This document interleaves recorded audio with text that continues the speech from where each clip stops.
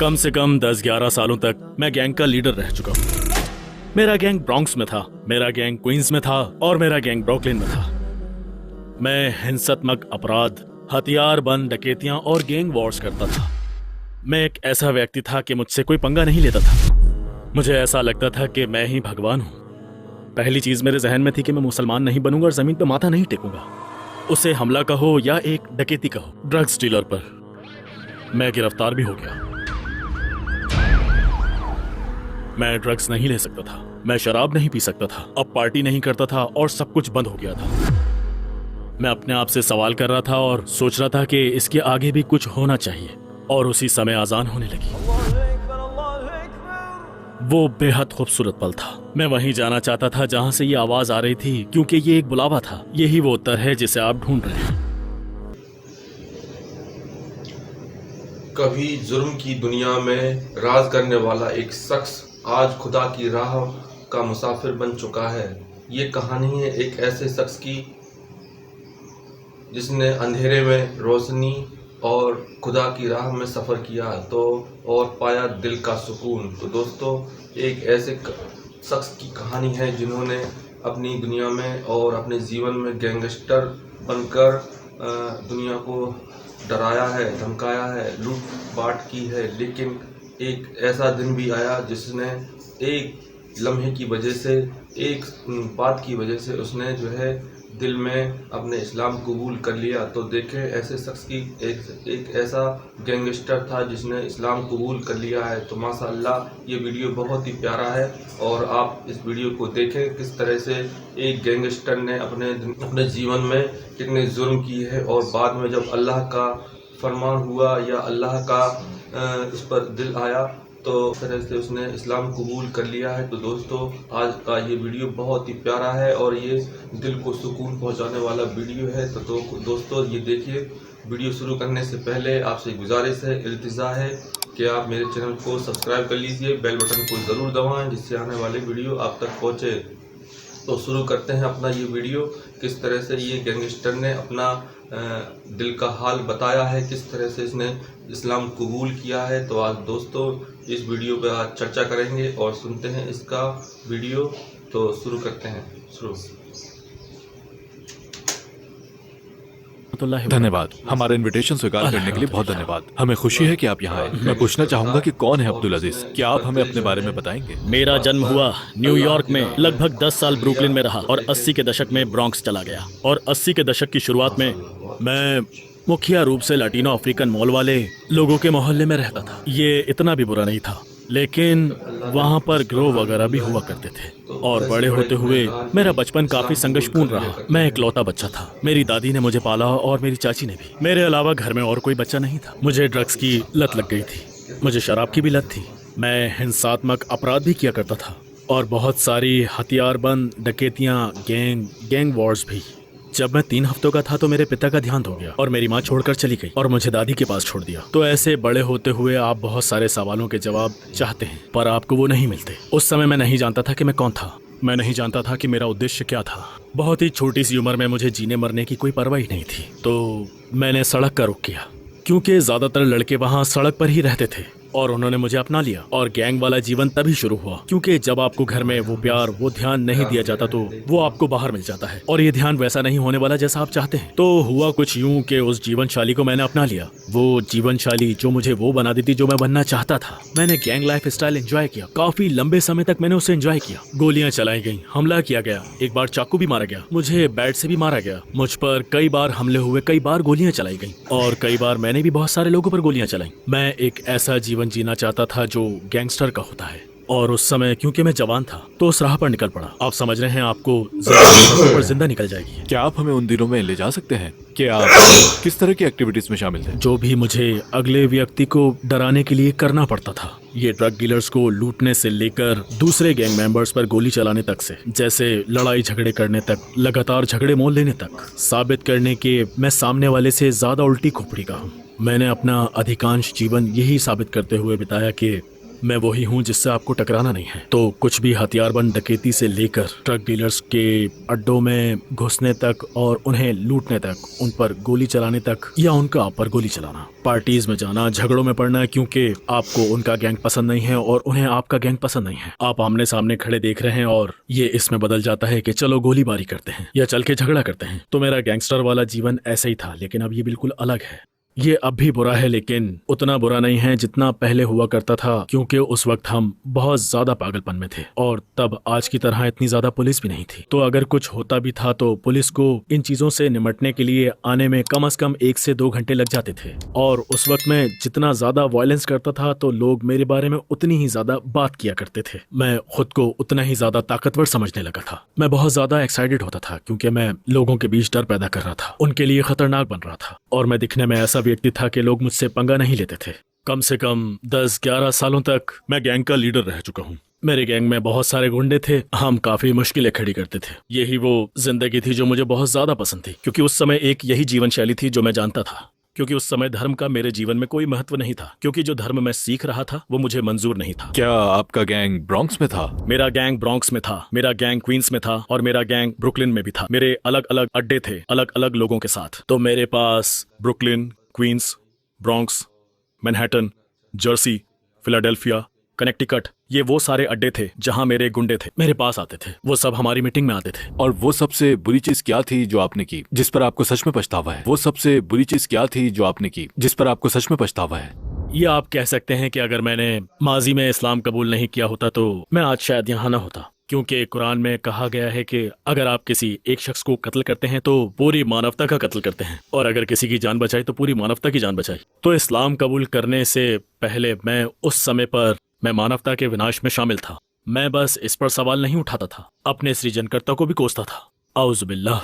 और ये तकलीफ का कारण था। शैतान का आपके साथ खेलने का सबसे बढ़िया समय वो होता है जब आप गुस्से में होते हैं। तो आस्था के संदर्भ में आपका जीवन कैसा था? आप किसको मानते थे? मैं किसी पर आस्था नहीं रखता था। ईसाई धर्म के प्रति मजबूर किया गया। मैं कभी भी ईसाई धर्म को लेकर सहज नहीं था, ये मेरी समझ में नहीं आता था। यह तथ्य है कि मुझे अपने सृजनकर्ता तक अपनी बात पहुंचाने के लिए किसी और से प्रार्थना करनी होगी। तो ईश्वर मेरी सुने, इसलिए मुझे ये यीशु से कहना पड़ता था। मुझे पहले यीशु के माध्यम से जानना होगा। ये कुछ ऐसा है जो मुझे समझ नहीं आता था। ऐसे व्यक्ति की पूजा करना जो यही था, है ना, जो मेरी तरह एक इंसान था और मर गया। तो ये मेरी सोच से टकराने लगा, क्योंकि ये ऐसा है कि यदि मैं यहाँ इस भाई से कार लेना चाहता हूँ तो मुझे उस कार के बारे में बात करने आपके पास क्यों जाना पड़ेगा? मैं जाकर सीधा उनसे बात कर सकता हूँ। यही तो वो था जिसे मैं ढूंढ रहा था। ये तो नहीं था, इसलिए मेरी आस्था नहीं थी। जैसे कि मैंने बड़े होते हुए सीखा था, और ये वही जगह है जहाँ विरोधाभास आ जाता है कि यीशु ईश्वर के पुत्र थे और ये यीशु के ईश्वर हैं। आपको अपना मन बनाना पड़ता है। यीशु ईश्वर हैं और यीशु ईश्वर के पुत्र हैं। यहाँ पर एक समस्या है और इन सब का कोई मतलब नहीं बनता, क्योंकि यहाँ बात सिर्फ यही नहीं है कि यीशु ईश्वर के पुत्र हैं, बल्कि बात ट्रिनिटी की भी है, पिता और पुत्र और पवित्र आत्मा। तो अब यहाँ पिता है और यहाँ पुत्र हैं, और आप मुझसे ये कह रहे हैं कि पवित्र आत्मा है। यहीं से टकराव की शुरुआत होती है। तो इसलिए मैंने बहुत ही बगावत की धर्म के खिलाफ। तो एक समय आया कि मैं सृजनकर्ता के होने पर विश्वास नहीं करता था। मैं ये सोचने लगा कि ईश्वर मैं ही था, और औज़ बिल्लाह मैं व्यवहार भी ऐसे ही करता था जैसे कोई ईश्वर था ही नहीं, मुझसे बड़ी कोई और शक्ति नहीं थी। और अब मैं एक बागी था, जवान भी था, गुस्सा भी था। तब कितने साल के थे? यही कोई मैं 18 या 19 साल का होऊंगा। तो तब आपकी गैंगस्टर वाली लाइफ शुरू हुई? गैंगस्टर वाली जिंदगी 80s के दशक में शुरू हुई। यहाँ हम 90s के दौर की बात कर रहे हैं। तो जब आप कितने साल के थे? लगभग 10 साल का। माँ के बिना, मेरा मतलब घर में माँ नहीं, पिता नहीं, कोई आदर्श पुरुष नहीं। एक बार मैं चारों तरफ से घिरा हुआ था। मुझ पर गोलियां चलने लगी और वो गोलियां चुभ गईं। और फिर एक और बार एक आदमी आया और उसने मुझ पर पिस्तौल तान दी, और जैसे ही वो ट्रिगर दबाने लगा, लेकिन ट्रिगर नहीं दबा और पिस्तौल नहीं चली। तो हाँ, मैंने जिंदगी में बहुत कुछ झेला है। मुझे एक बार मारा तो मैं अस्पताल भर्ती हो गया। कई बार मेरा पीछा किया गया। अगर मैं पकड़ा गया होता तो सच में मैं उस समय बिल्कुल भी नहीं डरता था। लेकिन इस सड़क की जिंदगी ने मेरे बिना मार्गदर्शन के जीवन में अहम भूमिका निभाई। तो आप डरते थे? हाँ। तो क्या आप उससे संतुष्टि महसूस करते थे? उस समय उसी में संतुष्टि थी, पर जब आप उसे छोड़कर रात में अकेले होते हैं तो आपको खालीपन महसूस होता है। खालीपन वापस आ जाता है, और यही होता है। आप सुबह उठते हैं दोबारा ये सब करने, खालीपन को बढ़ाने के लिए। तो ये ऐसा था मानो आप उसे बढ़ाते रहते हो। जैसे आपकी गाड़ी में पेट्रोल खत्म हो जाए तो आप पेट्रोल डालते हैं। तो मैं पूरा दिन कोहराम मचाता था और रात आते ही मेरा पेट्रोल खत्म हो जाता। फिर से अकेला। तो फिर मैं क्या करता? जैसे ही सुबह होती और मैं फिर से अपनी गाड़ी में पेट्रोल डलवाने के लिए दोबारा से उठ के खड़ा हो जाता। उस समय वो कोहराम कुछ ऐसा था जिससे मुझे आनंद आता था। ऐसा लगता है जैसे कोई मुझे नहीं छू सकता। आपको कभी कुछ नहीं हो सकता, आपके साथ कोई भी कुछ भी करने से पहले डरेगा। तो उस समय दिन के वक्त ये संतोषजनक था, सारा दिन ऐसे ही लगता था। लेकिन रात के वक्त मैं जानता था कि कुछ तो गलत है, कुछ ठीक नहीं है। ये एक संघर्ष था। दूसरे शब्दों में ये कहें कि मेरी आत्मा मुझसे बगावत कर रही थी। कुछ हद तक मुझे पता था कि ये गलत है, मैं जानता था कि कुछ तो गलत था, लेकिन साथ ही मेरा ईश्वर पर बिल्कुल भी विश्वास नहीं था, क्योंकि मेरा मानना था कि यदि ईश्वर है तो मेरे साथ ये सब कुछ क्यों हो रहा है। मुझे ईश्वर पर बहुत गुस्सा था। इस्लाम से पहले मैं ईश्वर को बुरा कहता था। तो आप किस बात को लेकर ईश्वर से गुस्सा थे? मेरी माँ ने मेरे पिता को कत्ल किया था, तो इसका मतलब था कि मैं गुस्से से बहुत भरा हुआ था। उन्होंने बस इतना ही नहीं किया, बल्कि वो वहां से उठी और कहीं चली गई। वो वहां से गायब हो गई। मुझे नहीं पता, बेशक मुझे ईश्वर के अस्तित्व पे संदेह था, क्योंकि मुझे लगता था कि अगर कोई ईश्वर है तो फिर मेरे साथ ये सब कुछ क्यों हो रहा है। और फिर क्या हुआ? उसके बाद जेल हो गई आपको? वो एक ड्रग डीलर पर हमला और डकैती थी। ये कहानी मजेदार है क्योंकि उसी रात जब मैं गिरफ्तार हुआ था, मैं पहले ही फैसला कर चुका था कि मैं आत्महत्या करने वाला हूँ, क्योंकि मुझे नहीं लगता था कि अब जिंदगी में कुछ भी बाकी था। ऐसा कुछ नहीं था जिसके लिए जिंदा रहता। क्यों ना इसे यहीं खत्म कर दें। मैंने यही महसूस किया कि मेरी जिंदगी का कोई मकसद नहीं। मेरे आत्महत्या करने से लगभग 2 घंटे पहले ही उन्होंने मुझे गिरफ्तार कर लिया। मैं खुशी से उनके साथ चला गया। उन अपराधों की वजह से जो मैंने किए थे, मैंने मान लिया था कि मैंने अपराध किए हैं। अब मेरी मजबूरी थी कि मैं खुदकुशी नहीं कर पा रहा था, ना ही ड्रग्स ले पा रहा था, ना ही शराब पी सकता था, ना ही कोई पार्टी कर सकता था। सब कुछ बंद हो गया था। अब कोई अपराध नहीं? कोई अपराध नहीं, सब कुछ खत्म। आप ऐसी जगह फंसे हैं जहां आप कुछ भी नहीं कर सकते, और वहां मुझको अल्लाह ने सोचने की क्षमता दी थी, और इस तरह मैं इस्लाम तक पहुंचा। मेरे पास ड्रग्स छोड़ने का पर्याप्त समय था, और इस तरह वहां मुझे शराब छोड़ने का भी समय मिला। वहां मेरी गैंग के गुंडे नहीं थे जिनके साथ मैं वहां रहता।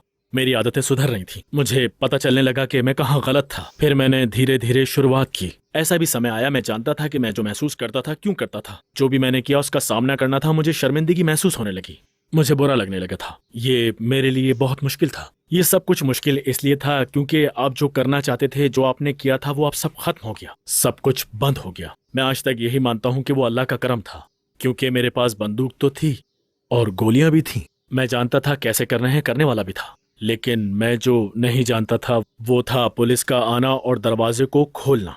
और मैं उस दिन गिरफ्तार हो गया था। फिर मैंने अगले 3 साल तक अपना घर नहीं देखा। ये अनुभव ऐसा था जिसके बारे में मैं यही कह सकता हूँ कि अगर उसी नतीजे पर पहुंचने के लिए कि मैं अल्लाह को पालूंगा, तो मैं दोबारा से वही करूंगा, क्योंकि ये तभी था कि जब अल्लाह के संदेश ने मुझसे सीधी बात की। और ऐसा क्या हुआ कि आप इस्लाम की ओर इतनी तेजी से आगे बढ़ने लगे? मैंने ढूंढना शुरू किया और सोचा कि इसका उत्तर होना चाहिए कि ईश्वर है, और ईश्वर को होना ही चाहिए, क्योंकि आप संरचना के तरीके को देखने लगते हैं। मैं पूछ रहा था, मैं सवाल कर रहा था, कह रहा था कि मेरी सोच से परे भी उससे बढ़कर कुछ होना चाहिए। और वो तभी था कि जब अजान दी गई। वो मुअज्जिन जिसने अजान दी थी, उसकी आवाज बहुत प्यारी थी। मुझे खींचकर वहां तक ले गई जहां से आ रही थी। वो आवाज इतनी तेज थी कि आपको पीछे आंगन में सुनाई देती, और मैं वहां जाना चाहता था जहां वो हो रही थी, क्योंकि ये एक बुलावा था। वो न केवल नमाज का बुलावा था, बल्कि बुलावा था उन सवालों के जवाबों का जिनको आप ढूंढ रहे थे। जब अजान हो रही थी तो मैं रो रहा था, क्योंकि ये मुझे एक बुलावा था। वो बुलावा नमाज के लिए नहीं था, बल्कि मुझे जगाने के लिए था कि तुम्हारे रब ने तुम्हें याद किया है, तो फिर आप खुद उस दिशा में जाएंगे। मैंने उस भाई का इंतजार किया जो मेरे साथ कमरे में रहता था। फिर मैंने उससे सवाल पूछना शुरू किए, क्योंकि शुरू में मुझे लगा कि ये कोई गाना है, क्योंकि वो सुनने में इतना सुंदर था, वो किसी गीत सा लगता था। और मैंने कहा, वो गाना कैसा था जो मस्जिद से सुनाई दे रहा है? तो उसने मुझसे कहा कि वो कोई गाना नहीं है। मैंने कहा, हाँ गाना था, मुझे याद है कि उसमें अल्लाह अकबर था। और उसने कहा, ओह वो तो अजान थी। और मैंने कहा, अजान वो क्या है, वो है क्या? उसने कहा, ये नमाज पढ़ने के लिए बुलावा होता है कि नमाज शुरू होने वाली है। मैंने कभी किसी को ऐसी अजान देते हुए नहीं सुना था। और उसने यूं कहा, तुम्हारे पास वक्त ही नहीं रहा होगा कि कोई तुम्हें ये बताए। मैंने कहा, नहीं था, लेकिन सवाल और भी थे, और उसमें बहुत से सवाल ऐसे थे क्योंकि एक से एक अधिक ईश्वर हैं। और इस्लाम ने शुरू में ही जवाब दे दिया, नहीं, ईश्वर एक से अधिक नहीं है, केवल एक ही ईश्वर है। और मैंने कहा, वाह, मैं इसी को तो ढूंढ रहा था, क्योंकि ईश्वर तो केवल एक ही है। कोई यशु नहीं है जो ईश्वर का पुत्र है, लेकिन यशु का अल्लाह के नबी और रसूल होने पर विश्वास भी है। तो मैं इसे मान पा रहा था। तो जब मैं बाहर आया, मेरे 2 और सवाल थे जो मैंने उनसे पूछे कि आप रविवार को प्रार्थना क्यों करते हैं? नहीं, हम दिन में 5 बार नमाज पढ़ते हैं। ओके, ये बात भी समझ आती है, दिन में 5 बार रोज। मैंने कहा, ठीक है। तो ये क्रिश्चियंस और कैथोलिक्स की तरह नहीं है कि आप सोमवार से शनिवार तक पार्टी कर सकते हैं, फिर रविवार को चर्च जाके आपको माफी मिल जाती है। ये एक दूसरी चीज थी जो मैं समझ नहीं पाता था। कैसे आप सोमवार से शनिवार तक परमेश्वर की नाफरमानी कर सकते हैं, फिर संडे को चर्च जाके सारे कर्मों के लिए माफ किए जा सकते हैं? चाहे फिर वो जो भी हो, वो समझ में बिल्कुल भी नहीं आता था और इसी वजह से मैं धर्म के खिलाफ था। जैसा कि इस्लाम को जानने तक इस्लाम ने मुझे सिखाया कि ये अलग है, और जब मुझे पता चला कि यही आखिरी धर्म है जो भेजा गया था, यानी ये था तो पहले से ही, लेकिन इसे इस रूप में भेजना था, उसी समय मुझे लगा कि ये ठीक है। और जैसे कि किसी भाई ने मुझे बताया था कि इंसान गलतियां करता रहता है और इन पैगंबरों के आने का यही उद्देश्य था, और पैगंबर मोहम्मद सल्लल्लाहु अलैहि वसल्लम भेजे गए नबियों में से अंतिम पैगंबर थे। इस्लाम धर्म ही वो जवाब था जिसकी मुझे तलाश रहती थी। इसने मदद की, इसने जेल से दूर रहने में मेरी मदद की, इसने मेरी बहुत मदद की कि मैं जिंदगी में बेहतर फैसले लूं, और मैंने शराब छोड़ दी और कभी नहीं पी, और मैंने ड्रग्स भी कभी उस तरह से नहीं ली। इससे आपको कैसा महसूस हुआ? मुझे अंदर से काफी अच्छा महसूस हुआ क्योंकि मुझे जिंदगी दोबारा शुरू करने का मौका मिला। मुझे बताया गया कि जो सबसे खूबसूरत चीजों में से एक थी कि इस्लाम अपनाने से सारे गुनाह माफ हो जाते हैं। ये इतना सुंदर था कि ये जानना बहुत सुंदर था कि इस्लाम पिछले सारे गुनाह माफ कर देता है, यहाँ तक कि वो अपराध भी जो मुझे लगता था कि कभी माफ नहीं होंगे, क्योंकि आप जानते हैं कि हत्या कोई क्षमा करने योग्य पाप नहीं है। लेकिन इस्लाम से पहले जब इस्लाम अपनाया तो पता चला कि मुझे इसके और इसके अलावा की गई चीजों के लिए भी माफ किया जा सकता है, और मैं मस्जिद जाने लगा, और तभी से अल्हम्दुलिल्लाह मैंने पूरी तरह से इस्लाम अपना लिया, और फिर मुझे दोबारा से कलमा पढ़वाया गया।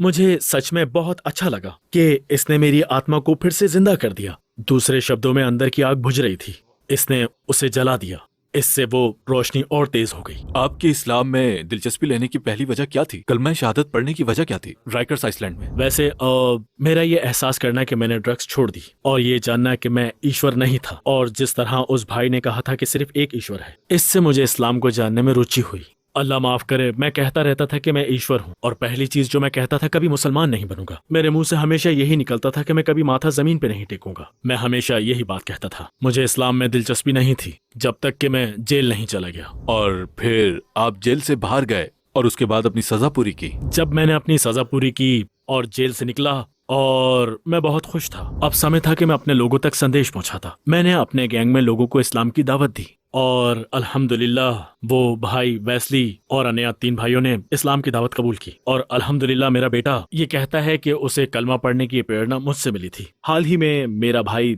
जेल से घर आया और उसने मुझे बताया, भाई आपको देखना ही मेरे मुसलमान बनने का कारण था, और मैं उस समय आपकी इसलिए नहीं सुन रहा था क्योंकि मैं शराब और नशे करता था। वो जेल गया और उसने वहां इस्लाम कबूल किया, और जब भी मैं उन भाइयों को देखता हूँ तो काफी बड़ा फर्क है। अब ये वैसे नहीं जैसे पहले हुआ करते थे। मैं बहुत खुश था कि किसी ने उस संदेश को ठीक से सुना। क्या आपके लिए अपनी सभी बुरी आदतों को छोड़ना और जिंदगी को बदलना मुश्किल था? ओह हाँ भाई, बिल्कुल था। मैंने खुद को उन लोगों से दूर करना शुरू किया जो मैं करता था वो नहीं करते थे। मैं ऐसे लोगों से दूर रहने लगा जो नमाज नहीं पढ़ते थे और जिनका कोई दीन ईमान नहीं था, और मैं ज्यादातर ईमान वालों या ये कहें कि मुसलमानों के बीच रहने लगा। मेरी जिंदगी में पूरी तरह बदलाव तब आया जब मैं यहाँ से चला गया कनेक्टिकट के लिए। मैं वहाँ के मुसलमानों के बारे में कुछ नहीं जानता था, और ऐसे मैंने इसे एंजॉय किया क्योंकि मुझे कुछ समानता थी, और मेरी बहुत सारी बातों में से मुझे एक बात बहुत पसंद है। उनमें से एक कि मुसलमान एक दूसरे के दोस्त और रक्षक होते हैं। और मैंने एक भाई को कहते हुए सुना कि उसने कहा, नबी मोहम्मद सल्लल्लाहु अलैहि वसल्लम ने कहा था कि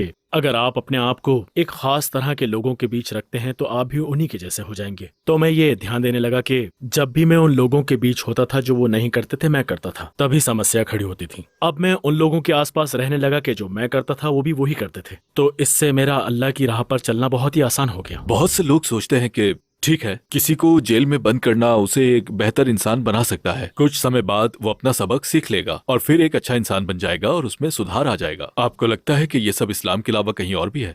इस्लाम मानवता का सही मार्ग है। मैं ऐसा इसलिए कहता हूँ क्योंकि अगर इस्लाम नहीं होता तो शायद मैं अपना सबक सीख नहीं पाता। मैं बार बार जेल आता जाता रहता, या शायद हो सकता है कि मैं अब तक मर चुका होता। जब तक मेरे मार्गदर्शन के लिए कुछ नहीं था तो वहीं पर सारी समस्या थी, और मैं ये बात दिल से बल्कि पूरे दिल से मानता हूँ कि यही वो जवाब है। आमीन। गैंग में भी एक खास किस्म का भाईचारा होता है, हाँ। जब इस्लाम में मौजूद भाईचारे से कंपेयर करते हैं। ये बिल्कुल ही अलग है। अक्सर भाई लोग डरे हुए होते हैं और इसी वजह से वो वफादार होते हैं और आपसे बहुत प्यार करते हैं, क्योंकि उन्हें नहीं पता होता कि आपके मन में क्या है और आप क्या कर सकते हैं। जबकि आपको पता है कि इस्लाम में आपको बहुत प्रेम मिलता है। ये ऐसा नहीं है कि मैं आपसे प्यार करता हूँ क्योंकि मैं आपसे डरता हूँ, बल्कि इस्लाम में इसलिए प्रेम मिलता है क्योंकि आप मेरे भाई हैं। नबी मोहम्मद सल्लल्लाहु अलैहि वसल्लम की किस बात ने आपको प्रभावित किया?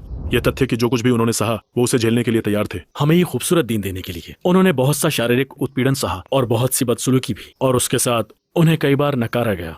उन्हें उनके घर से निकाल दिया गया। उन्होंने ये सब सहा, फिर भी वो इस पर विनम्र रहे। वो ऐसे व्यक्ति थे, जो कुछ उन्होंने किया वो कोई और नहीं कर सकता था, क्योंकि इसके लिए आपको कुछ खास करना पड़ेगा और खास होना पड़ेगा, और केवल वही व्यक्ति नबी हो सकता है या रसूल हो सकता है जो कि ऐसी दिक्कतों का सामना कर सके, दृढ़ता के साथ। अल्लाह की राह में कायम रहे और चीजों को वैसे ही सिखाता रहे जैसे अल्लाह चाहता है कि उन्हें सिखाया जाए। मुझे मोहम्मद सल्लल्लाहु अलैहि वसल्लम की बात ने प्रभावित किया, यही तथ्य है कि वो मानवता को लेकर हार नहीं मानना चाहते थे। और उन्हें समस्त मानवता के लिए रहमत के रूप में भेजा गया था। तो कल्पना कीजिए कि आप स्वर्ग में हैं और नबी मोहम्मद सल्लल्लाहु अलैहि वसल्लम को देखा, उनसे क्या कहना चाहेंगे?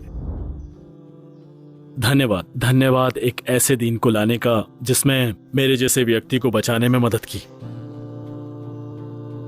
धन्यवाद, ऐसा व्यक्ति बनने के लिए धन्यवाद जो कयामत के दिन खड़े होकर मेरे लिए बोलने को तैयार होंगे। धन्यवाद इस्लाम के प्रति आपकी निष्ठा के लिए, और ये सिखाने के लिए कि ये शांति का संदेश है, ना कि क्रोध और घृणा का। और अंत में सभी गैर मुसलमानों से बात करने का मौका आपको मिले तो आप क्या कहना चाहेंगे, अगर इसके लिए कुछ पल मिले? मैं कहना चाहूंगा कि अपना दिल बड़ा कीजिए, अपने कान खोलिए, पूर्व धारणाएं मत रखिए, ये मत देखिए कि दूसरों ने क्या किया है। इस्लाम को देखिए और अपने लिए इस संदेश को समझिए। ये जीने का खूबसूरत तरीका है। इसमें हर उस प्रश्न का उत्तर है जिसकी आपको तलाश है, और ये आपको शांति देगा। तो दोस्तों, देखा आपने ये वीडियो किस तरह से ये गैंगस्टर ने अपनी ज़िंदगी बदल ली, इस्लाम कबूल कर लिया और जेल में रहकर किस तरह इसका दिल बदल चुका।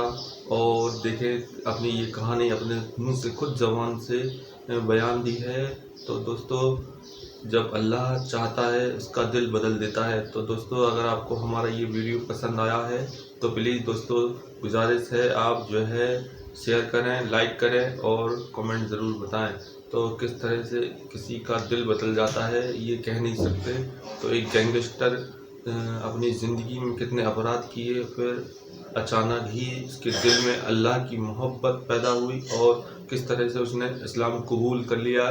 तो दोस्तों, कितना बढ़िया ये बयान दे रहे थे और कितना प्यारा सा ये इन्होंने अपना जवाब दिया है। तो माशाल्लाह बहुत ही अच्छा लगा। आपको कैसा लगा कमेंट में ज़रूर बताएं। तो हमें इजाज़त दीजिए, खुदा हाफिज़।